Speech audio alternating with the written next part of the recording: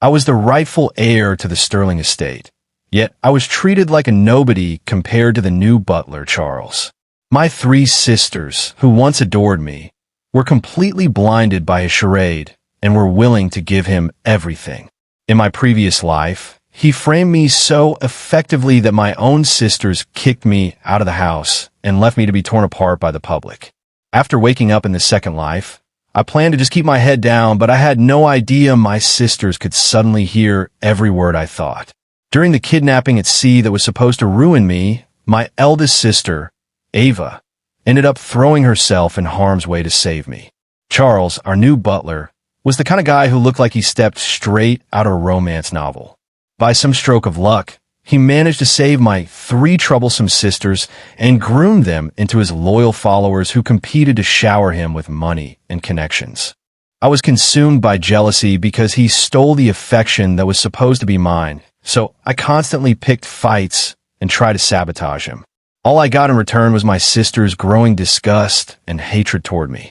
Ava, the cold CEO of the family empire, froze my accounts with a single phone call and kicked me out onto the street. My second sister, Laura, used her medical license to mess with my prescriptions, leaving me in constant physical agony. Hannah, the superstar, buried the fact that I was her brother and let her millions of fans hunt me down and cyberbully me like I was some kind of ermine. I ended up meeting a pathetic end, dying alone in a forgotten alley after being abandoned by everyone I knew.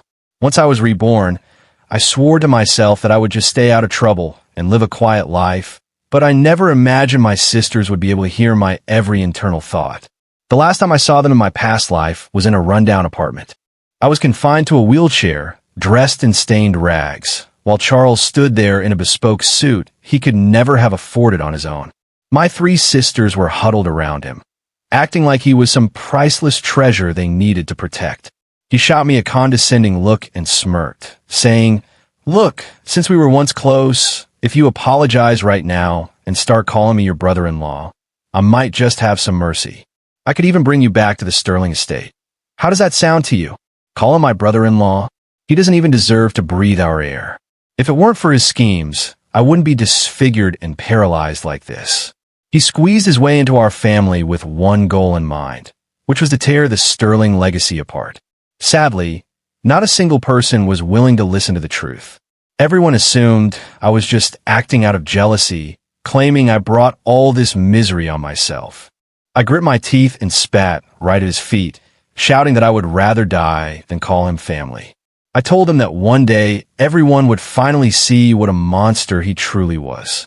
Before I could finish, a heavy slap rocked my jaw, hitting me so hard my teeth felt loose and my ears started ringing. Ava looked down at me and asked why I was acting so pathetic now. She wanted to know if I really thought playing the victim would earn me any forgiveness from them. She told me I was delusional and that clearly my previous punishment hadn't been severe enough to teach me a lesson. There was a dark underlying thread in her tone, and I knew exactly what she was implying. Simply because I had called Charles out on Twitter, she had let his rabid fan base harass me without mercy. Some of them even started stalking me, and one day, they actually pushed me out of my wheelchair just to watch me crawl across the pavement like an animal. They would constantly leave dead rats and rotting food at my doorstep until the entire hallway reeked, which eventually forced my landlord to evict me. With nowhere else to go, I was driven to the edge of the city, where I had to rent a shack right next to a landfill. They were willing to sacrifice everything for him, acting like loyal pets while handing over every asset they owned. By the end of it all, in order to save his life, one of my sisters ended up paralyzed, another went blind, and the third was left in a vegetative state. Even in those conditions, they still tried to shield Charles from any harm, throwing their entire lives away for his sake. Dressed like that, he looked more like the heir to the Sterling fortune than I ever did. He had this pathetic, pained look on his face while biting his lip, acting like a stoic man who was bravely hiding his inner suffering. I went out of my way to ask the cook about your favorites. He said tentatively, and she told me you love seafood. If you aren't eating, is it because I was the one who prepared the meal? Don't worry, I followed the recipe exactly the way the house chef does it. He was reaching the peak of his performance, but I just sat there in total silence. Charles started to look visibly panicked, and his voice shook as he asked me why I wouldn't speak. He asked if it was because he grew up in the slums, and if I thought he was beneath me. I tried to answer, but the only thing that came out of my throat were broken, meaningless sounds. It was my aphasia acting up again. Even though I'd been reborn, I still couldn't escape the trauma that had crippled my ability to speak in my past life.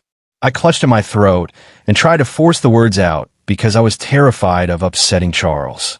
I knew if he looked unhappy, my sisters would find any excuse to make my life a living hell again. No matter how much I struggled, I couldn't form a single coherent sentence. Ava looked back and forth between Charles and me before her expression hardened into a glare. She asked me if this was how a Sterling was supposed to behave. She told me that regardless of my preferences, Charles had worked hard on this, and the least I could do was finish the plate. I looked down at the table while laughing bitterly to myself. All three of them were completely under his spell. I thought about how I could never refuse him, especially since he was clearly on his way to becoming the new head of the Sterling household. As a disgraced cripple who had been exiled to the slums, I didn't exactly have the right to say no to anyone. To an outsider, it probably looked like Charles was the real brother and I was the intruder. The way they hovered over him didn't even look like sisterly love. It looked like they were protecting their own lover. It was ironic that not a single one of my actual sisters remembered that I have a life-threatening seafood allergy. I suppose my life just wasn't worth remembering anymore. For some reason, the room suddenly fell into a heavy silence. The three women who had been acting so sweet a moment ago suddenly looked frozen and stopped talking altogether. I forced the revolting seafood down my throat, fighting the urge to gag or throw up. I even managed to force a pathetic smile toward Charles just to keep the peace. Ava's face was tight with tension, as if something I thought had struck a nerve. She watched me finish every bite, but she quickly saw how deathly pale I had become. She started to stand up to leave, then suddenly reached out toward me and called my name. Laura immediately shot her a look to stay quiet and then turned toward me with her practiced, professional bedside manner. She asked me if I was feeling unwell and suggested that she should give me a quick checkup. She was a doctor, the same person who had prescribed my heart medication in my last life and then heartlessly cut me off just to watch me suffer. She had completely erased the memory of me being the brother she used to adore. I stood at the top of the stairs and looked back at them from the shadows so they couldn't read my face. I told myself that it was just an allergic reaction and it probably wouldn't kill me this time. I was just so exhausted and wanted them to stop tormenting me. So I decided I would just give them whatever they wanted. Laura froze in place, and her face went completely pale as she began to stammer out an apology. She claimed she hadn't meant to forget about my allergy. I thought about how pathetic and laughable that excuse was coming from a medical professional. I was done playing along with their little drama, so I just walked away without a second glance. It was crystal clear that whenever Charles was in the room, I would never be the one they cared about. I decided to just give up on everything this time around. After a while, a soft knocking at my door broke through my spiraling thoughts. It was Charles out there, using that same whiny, pathetic voice he always used to get his way. He asked me what was wrong and if he had somehow offended me, begging me not to ignore him. He kept going on about how we were supposed to be best friends. He sounded absolutely heartbroken to anyone listening. But right then, I heard a different voice in my head that sounded exactly like Charles, though the words were nothing like what he was saying out loud. He was asking some kind of system what was wrong with me and why I wasn't following the script.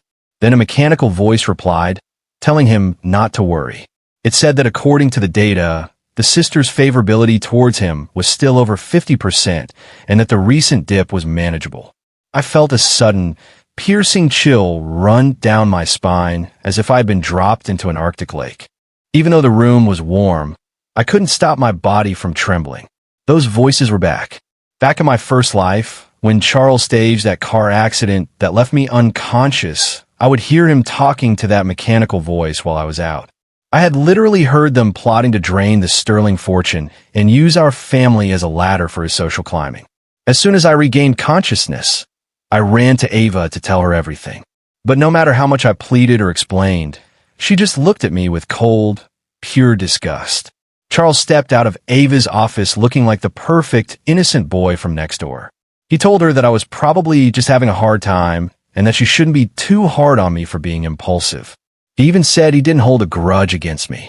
Ava's expression grew darker by the second as Charles played the role of the martyr. She snapped at me in a sharp, low voice, asking what was wrong with me. She accused me of staging the accident myself just to frame Charles and then having the nerve to lie about it to her face. She shouted that Charles had never left my bedside while I was out cold and that he hadn't uttered a single complaint. I don't remember much of what happened after that. I just know that was the day the Sterling family truly gave up on me. I had packed a tiny suitcase with just the essentials while it was pouring rain outside. Ava didn't even blink as she pushed me out the front door without any emotion. She just stood there looking down at me while I collapsed into the mud like a piece of trash. She told me that if I couldn't accept Charles, then the family didn't need me as an heir anymore. She asked me what I thought I was worth without the Sterling name behind me. Just thinking about those memories makes my entire body tremble. I could tell there were others out there with Charles. I wasn't sure whose approval he was trying to win this time, but it didn't really matter since I was planning on leaving the family anyway. Knowing I couldn't hide forever, I took a deep breath and opened the door. Charles was caught mid-knock, but he didn't miss a beat and immediately tried to grab my hand. I stepped aside to avoid his touch. He dragged out my name in a whiny voice and pouted like a spoiled child. He asked if I was feeling okay and why I was giving him the cold shoulder, begging me to just say something. In my last life, he only ever put on this caring act when my sisters were watching. Hannah stayed quiet for a moment before finally speaking up on Charles's behalf. She looked at me with a forced sense of concern and mentioned that she'd heard from Ava and Laura about some supposed misunderstanding between Charles and me. She told me I had no idea how many times Charles had cried to her because I was ignoring him. She gave a little sigh and looked at me as if she were deeply worried, suggesting that she could take me to see a great psychiatrist she knew if I wasn't comfortable talking to our other sisters. I thought about how in their eyes, anyone who didn't like Charles was automatically considered mentally ill. It was funny how she hadn't cared about my mental health back when she let her fans dox me and tear my life apart on the internet. Hannah froze, and her face contorted as she looked between Charles and me. She stared down at her hands as if she couldn't process what was happening. After a long pause, she asked in a trembling voice if she had done something wrong and begged me not to hate her. I just looked at her with pure suspicion before shaking my head and slamming the door in their faces. As soon as the door clicked shut, I heard a loud thud followed by Charles crying out in pain. Hannah's voice turned cold as she told Charles that she wasn't as easily fooled as the other two. She demanded an explanation and threatened him with consequences if he didn't talk. Their voices faded out as they finally walked away. I stopped going home almost entirely, which only gave Charles more room to cement his place in the house. My family had always been paranoid about me causing a scandal, so they kept my identity a secret from the public. People knew there was a Sterling heir with health issues, but nobody actually knew my name or face. Eventually, everyone just assumed Charles was the Sterling heir. He never corrected anyone when they asked. He just gave them a mysterious smile that made everyone think he was the real deal. My roommate Daniel shot me a cold look and asked why I wasn't hanging around Charles anymore. He reminded me how he used to show up to campus in the Sterling limos every morning. He mockingly asked if we'd had a fight and if I was officially banned from the car. I ignored him and kept working on my assignments, which only seemed to piss him off more. He slammed his phone onto the desk after losing a game and snarled that Charles didn't give a damn about me anymore. He told me to stop acting like a big shot since I clearly couldn't keep up with the Sterlings. Charles, who was sitting right there, acted all embarrassed and tugged on Daniel's sleeve to get him to stop. He said in a quiet voice that it was fine and that everyone already knew I hated him. He sighed and said he couldn't force me to be his friend. Daniel crossed his arms and sneered that he couldn't stand my arrogant attitude. He brought up how I used to follow Charles around like a lost puppy and mocked me for suddenly acting like I was too good for everyone. I could hear his internal monologue again as he asked the system who liked him the most. The mechanical voice informed him that Ava was at the top, but warned him that 60 points wasn't enough. It told him he needed to hit 80 within the week or he'd lose his ability to see what was coming next. I remembered what happened next in the original timeline. Ava was supposed to go out on a yacht for a business deal and end up stranded. Charles was the one who saved her, and that was when they really started falling for each other. I grabbed my things and headed for the library, but I could feel everyone staring at me as I walked through the halls. People were pointing and whispering to each other, wondering if I was the guy everyone was talking about on the school forums. Someone confirmed it was me, calling me a social climber who would do anything to get close to wealth. A rumor was going around that I had tried to sleep my way into the Sterling family, and that Charles had cut me off because of it. They were all calling me disgusting and saying that was why I was too ashamed to talk to him anymore. People were saying they'd never talk to a friend who tried to hit on their sisters. They called me a total loser who had traded his dignity to be some rich woman's boy toy. I tried to keep my head down and ignore them, but a loud, clear voice stopped me in my tracks. Charles suddenly appeared out of nowhere and grabbed my wrist, refusing to let me walk away. He told me not to listen to the gossip and claimed it was all a big misunderstanding. He made a show of saying that even if no one else believed in me, he did. It sounded like he was defending me, but he didn't offer a single fact to disprove the rumors. To everyone watching, he looked like a saint, but his vague defense only made me look more guilty. It was a calculated move to make everyone believe the lies were actually true. Charles looked more devastated than I did, with his eyes welling up like he was about to burst into tears. It was the same old routine. I wondered if crying was the only trick he had in his playbook. I tried to pull away, but his grip on my wrist was surprisingly strong and I couldn't break free. Suddenly, the system's voice shrieked in his head, warning him that Hannah was close by and telling him to stay in character. Charles's expression shifted instantly as he raised his voice, sounding like he was valiantly defending my honor. He shouted for everyone to stop talking trash about me, because I wasn't that kind of guy. He sounded so genuinely pained that any bystander would have thought we were the closest brothers in the world. It was a perfect setup, making him look like a saint for defending the guy who supposedly tried to hit on his sister. Just then, a cold voice cut through the noise, asking what the truth was if the rumors weren't right. Even with her hat and sunglasses, Hannah's celebrity status was impossible to hide. The crowd immediately erupted into screams as they recognized the superstar. People started shouting her name and assuming she was there to back up Charles. They were whispering about how James had tricked poor Charles and how loyal Charles was for staying my friend. Some girls were just fangirling, wishing they'd been nicer to Charles so they could get an autograph. Hannah stepped right past Charles and held out a cake for me. She stood there and spoke to me in an incredibly soft, gentle voice. She apologized for being so busy with her tour and asked if I was okay living in the dorms or if I wanted to move into her private apartment nearby. She mentioned she had brought me a strawberry cake, but felt bad it wasn't my favorite brand. She promised to get the right one next time.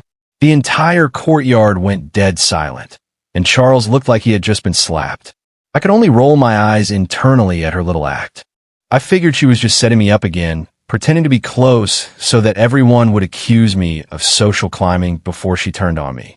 I wondered if she was ever going to come up with a new trick. Hannah's face went cold as she snapped at the crowd, demanding to know who started the rumor that I was hit on her. She announced to everyone that there had only ever been one Sterling heir, and that was me. She publicly outed Charles as nothing more than a servant our family had hired, asking when he had suddenly become an heir. Charles looked like he had seen a ghost, and the tears started pouring down his face instantly. He sobbed that there was nothing wrong with being a servant, and that at least he worked for his living instead of being born with a silver spoon. He cried out that even if he was poor, they had no right to trample on his dignity. Daniel actually went on the school forums and posted a public apology on the thread where he'd been trash-talking me. He admitted that Charles had manipulated him with fake evidence and used him to do his dirty work. He begged for my forgiveness and hoped I wouldn't hold a grudge. Once word got out that I was the actual Sterling heir, the atmosphere on campus shifted completely. Suddenly, everyone turned their anger toward Charles. People started calling him a manipulative social climber who would do anything to get ahead. Ava called me and told me to get home immediately in that freezing tone of hers. I knew exactly what was coming. She wanted me to bail Charles out. I waited until the sun was almost down before I finally showed up at the estate. Charles was in his usual spot in the center of the living room, crying his eyes out. The sight of him there made me flash back to the moment of my death in the previous life. Henna looked incredibly conflicted as she finally worked up the nerve to approach me. She told me I had gone too far this time, which almost made me laugh. I still couldn't figure out what I had supposedly done wrong. All I had done was exist while Charles lied about his identity and tricked people into attacking me. Ava looked at him with such tenderness as she brushed his hair back and told him not to be afraid. She promised him that as long as he was innocent, she would always protect him. Charles immediately leaned into her like a loyal dog, looking perfectly submissive. I heard him bark an order to his system, telling it to burn whatever reputation he had left with the other sisters to unlock the next event involving Ava. He was clearly betting everything on her now. The system chimed and informed him that in 2 weeks, Ava would be involved in a boating accident during a business trip. It suggested that if he saved her, she would belong to him forever. A smug, confident grin spread across his face. 2 weeks after I moved out, I got an invite to an art gallery showing on a yacht, hosted by my favorite artist. When I got there, I spotted Ava almost immediately. Charles was right by her side in a tuxedo, looking perfectly polished, as if he'd been waiting for me to show up. Someone drugged me and dragged me away while the crowd was distracted. I woke up dangling over the edge of the yacht like shark bait, just a few feet above the freezing black water.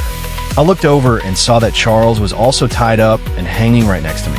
A man in a dark suit stood over us and looked at Ava, asking her to make a choice.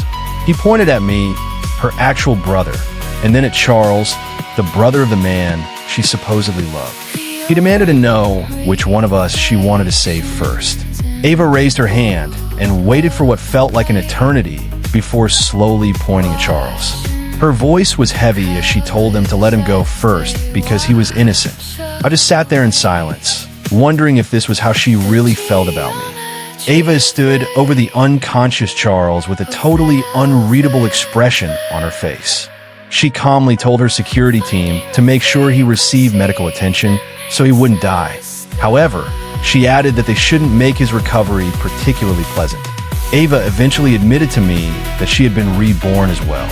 She explained that she had figured out Charles had a system by listening to my frantic thoughts.